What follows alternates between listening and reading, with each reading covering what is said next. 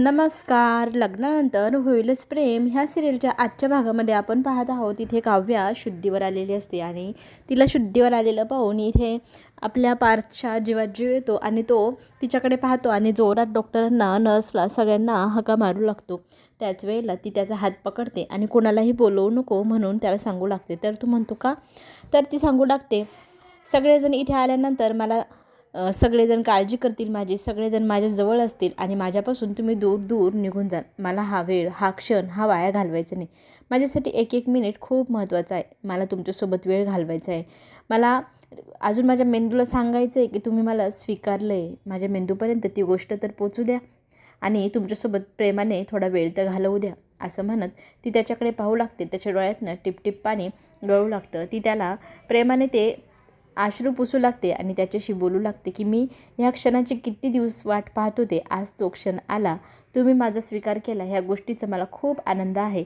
आणि आता इथे ती त्याला म्हणू लागते, बरं झालं ना आपण एक दिवस अगोदर निघालो. माझा ॲक्सिडेंट एक दिवस अगोदर झाल्या त्याच्यामुळे मी आज आज इथे शुद्धीवर आली तर मी उद्या पेपरला जाऊ शकते. असं म्हटल्यानंतर आणखी जास्त आता इथे पार्थ रडू लागतो. त्याचं रडण्याचं कारण कळेना. त्याने आता तिच्या मांडीवर डोकं ठेवलेलं असतं आणि तिला आता काही समजत नसतं की हा एवढा इमोशनल का झालेला आहे. तर रडता रडता तो सांगू लागतो, तू 2 दिवसानंतर शुद्धीवर आल्यामुळे तुझा पेपर आजच होऊन गेलेला आहे. तू पेपरला जाऊ शकलेली नाही. ही गोष्ट तिला कळल्यानंतर तिला खूप मोठा धक्का बसतो. स्वतःला कसं सावरावं हे तिला समजेना आणि पार्थ तिच्यासमोर रडत असतो. त्याला ती अश्रू पुसू लागते आणि त्याला म्हणू लागते, आपल्या आयुष्यात एक गाडी सुटली म्हणून आपण काही लगेचच दुसऱ्या गाडीची वाट पाहणं सोडून देतो का? नाही ना. तर आपण आता फक्त दुसऱ्या गाडीची वाट पाहायची. एक ना एक दिवस आपल्याला पुन्हा एकदा संधी मिळेल. देव एवढाही निष्ठुर नाही. चांगली गोष्ट ही आहे की मला तुम्ही मिळाले. हा क्षण मला मिळाला. पुढे आणखी भरपूर क्षण माझ्या आयुष्यात मला मिळतील. आणि बघता बघता घरी येण्याची वेळ झाली. सगळेजण त्यांची घरी वाट पाहत असतात. आई देवपूजा करून देवासमोर ताट घेऊन बसलेली असते. काव्य आल्याची बातमी आशाने सांगितल्या ती दारात ओवाळायला जाते. घरातल्या सगळ्या मेंबर्सला ती बोलवते. इथे ना काव्याला तिच्या आईला पाहून खूप आश्चर्य वाटतं आणि आईला पाहिल्यानंतर ती म्हणू लागते, आई तू इथे कशी? तर ती आई तिला म्हणू लागते, तुला काय वाटतं आपल्या लेकराला काय झालं तर आईने गप्प बसायचं? तुझ्या काळजीपोटीच मी इथे आले. झालं गेलं, मी सगळं विसरले. तूही विसरून जा. अजिबात कसला विचार करायचा नाही. आता फक्त तब्येतीची काळजी घ्यायची. आणि मग दोघीजणी एकमेकींना घट्ट अशी मिठी मारतात. इथे आता पार्थची आई इथे नंदिनी आणि काव्याला ओवाळू लागते. दोघींची आरती करून दोघींनाही दृष्ट नको लागायला ओवाळून ती घरात गृहप्रवेश करायला सांगते. आज ती म्हणू लागते की आज घराची दृष्ट काढली. घर किती प्रसन्न वाटू लागले. घरातल्या सगळ्या इडापिडा जाऊ दे देवाकडे अशी आशाने प्रार्थना पण केली होती. आणि बघ सगळी पिढा गेली आणि तुम्ही पुन्हा एकदा घरी आल्या. इथे नाही थोडी इमोशनल आपली काव्य होते आणि आपल्याला परीक्षेला जाता आली नाही याची खंत तिला वाटू लागते. त्याच वेळेला तिचे सासरे तिला म्हणू लागतात, एक गाडी छूट गई तो हुआ क्या, हम वापस दुसरी गाडी पकड ही लेंगे. त्याच्यात नंदिनी सुरज सूर लावते आणि एक ना एक दिवस आपल्याला दुसरी गाडी नक्की मिळेल असं जल्लोषामध्ये म्हणू लागते. आणि पार्थ आणि काव्याला ते चांगलं सपोर्ट करतात. त्यांना उभारी देण्याचा प्रयत्न इथे नंदिनीही करत असते. हास्य विनोद छान प्रकारे तिथे चालू असतात. घरात आनंदी आनंद नांदावा ना तसं घर सुखांनी भरलेलं आहे असं वाटू लागतं. आणि सगळेजण मग काव्याला घरामध्ये घेऊन येतात.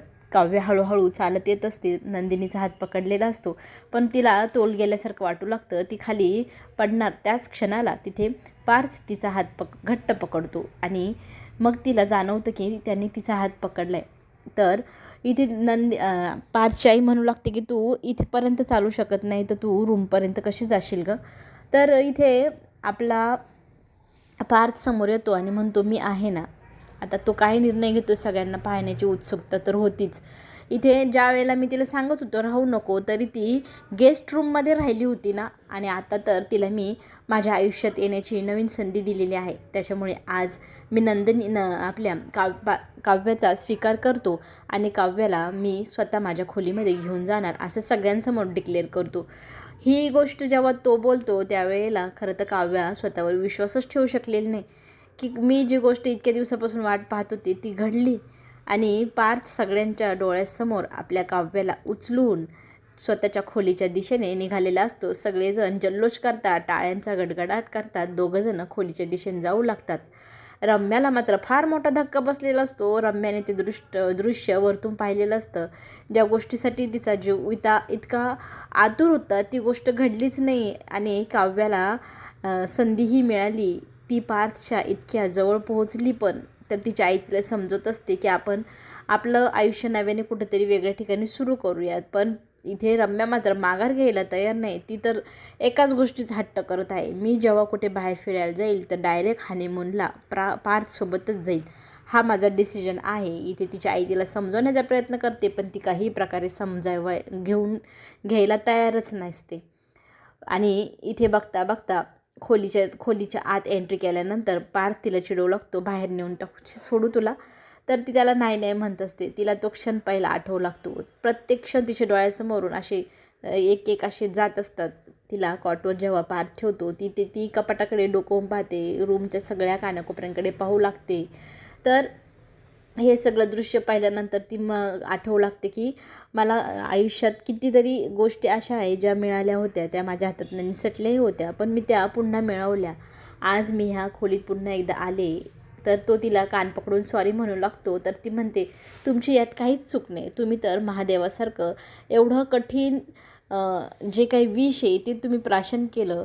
माझ्या बाबतीत जे काही घडलं ते तुम्ही स्वीकारलं, तरी मी तुम्हाला नकार दिला, तरी तुम्ही मला पुन्हा एकदा संधी देताय. हे आता माझं अहोभाग्य समजा आणि तुम्ही स्वतःला अजिबात सॉरी म्हणू नका.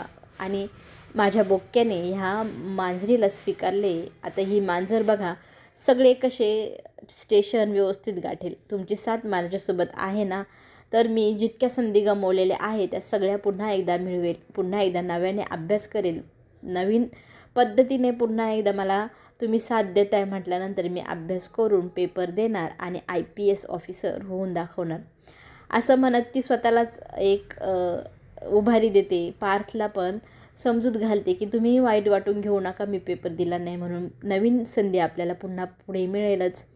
इथे आपल्याला दिसेल की नंदिनी घरी जायचं म्हणते की काय म्हणून इथे घाबरलेला असतो तिचा नवरा. तर तिने जाऊ नये म्हणून तो देवाकडे प्रार्थना करतो. नंदिनी निर्णय घेतलेला असतो की काव्यासाठी ती इथेच राहणार. खरं तर हा निर्णय तिने कशासाठी घेतला आहे हे आता आपल्याला माहिती तर आहेच, पण ते दोघंजण एकमेकांसमोर कधी कबुली देत आहे हेही पाहायला मिळणारच. आणि इकडे स्वतःच्या हाताने फ्रूट सॅलेड बनवल्यानंतर ते काव्याला भरवण्याचा हट्ट काव्या करते आणि तूच मला भरवायचं प्रेमाने असं म्हणत ती त्याला भरवायला सांगू लागते. तर तो एक चमचा तिला भरवू लागतो आणि तो पटकन चमचा मागे घेतो. त्यांच्या समोरची जी वाटी असते ती बाजूला सरकते. दोघंजण एकमेक